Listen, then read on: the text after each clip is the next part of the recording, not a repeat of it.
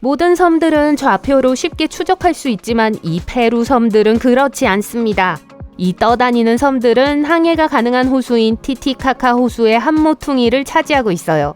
우로스 섬의 멋진 점은 이 섬들이 사람이 만든 것이라는 겁니다.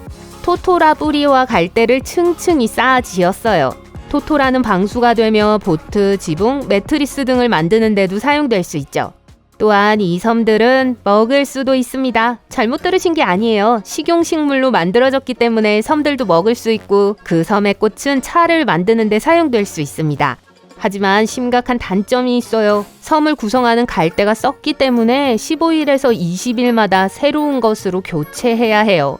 그래서 작업과 수리에 끝없는 순환이죠.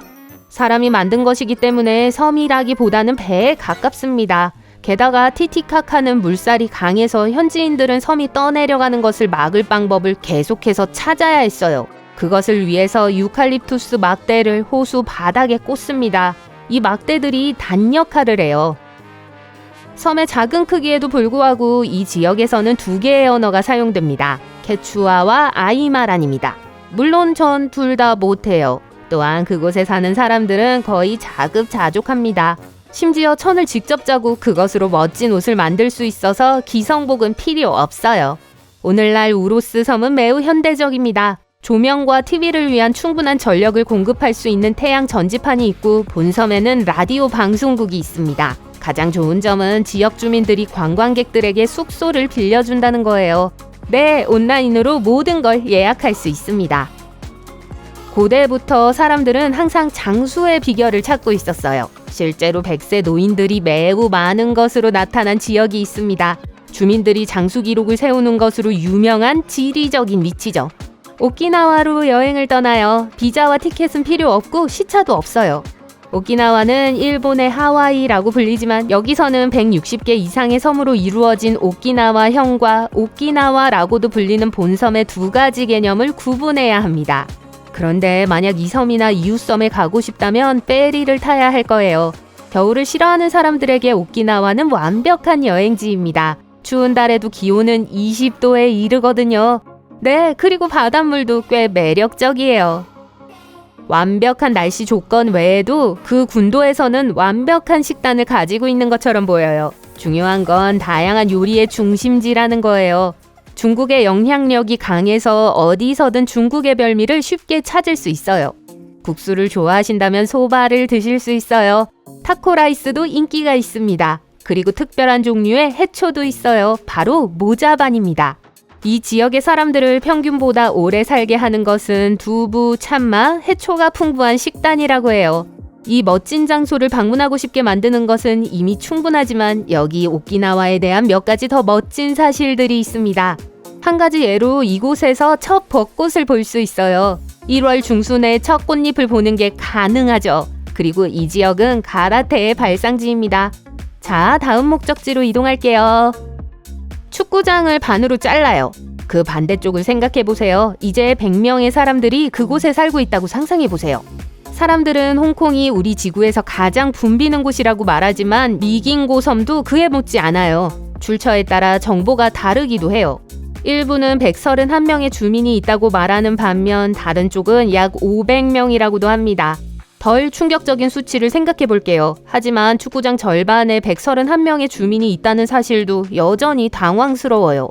그건 그렇고 이건 이 섬의 유일한 특징이 아닙니다. 그 위치 또한 꽤 흥미롭습니다. 대부분의 일반적인 섬들과 달리 바다나 해양이 아닌 케냐와 우간다 사이의 빅토리아 호수에 위치해 있어요. 작은 땅 때문에 꽤 많은 건물들이 있고 모두 금속 타일 지붕을 가지고 있습니다. 만약 위에서 섬을 본다면 물 위에 떠 있는 거대한 금속 거북이라고 생각할 거예요. 섬에는 식물이 거의 없습니다. 섬의 대부분은 바위로 덮여 있지만 녹색 풀과 몇몇 관목이 있는 작은 땅이 있습니다. 섬에는 물고기가 풍부해요. 대부분의 남자들은 매일 낚시를 하러 가고 여자들은 물고기를 말리고 나중을 위해 저장하거나 팔기 위해 끈에 매달아 둡니다. 미긴고 섬에 사는 대부분의 사람들은 섬 주변의 풍부한 물에서 물고기를 잡으며 생계를 유지해요. 거기에는 신선한 퍼치가 많이 있어요. 일자리는 있지만 병원도 학교도 다른 공공기관도 없습니다. 그런데 놀랍게도 골판 철제로 만든 12개의 방이 있는 호텔이 있어요.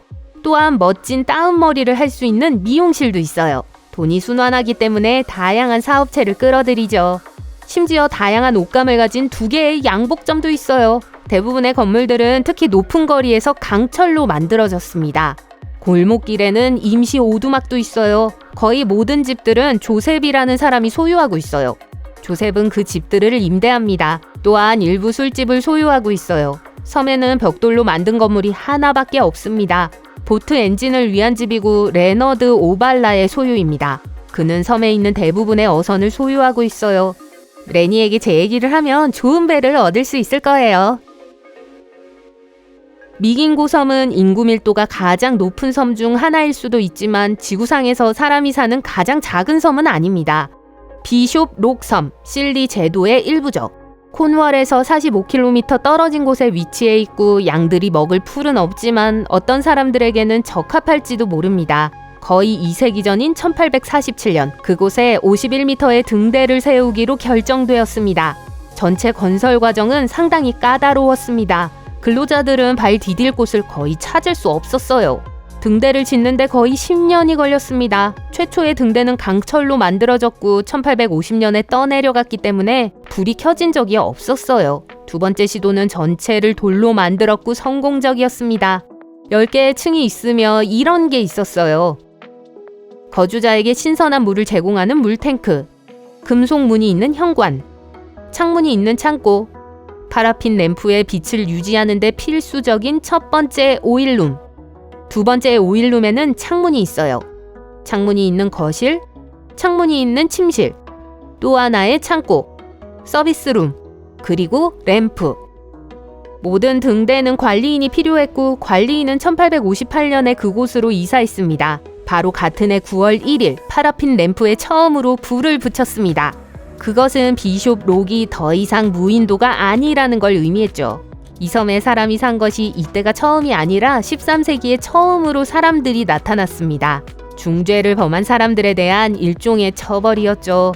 이렇게 이곳은 영국에서 가장 작은 섬이 되었습니다.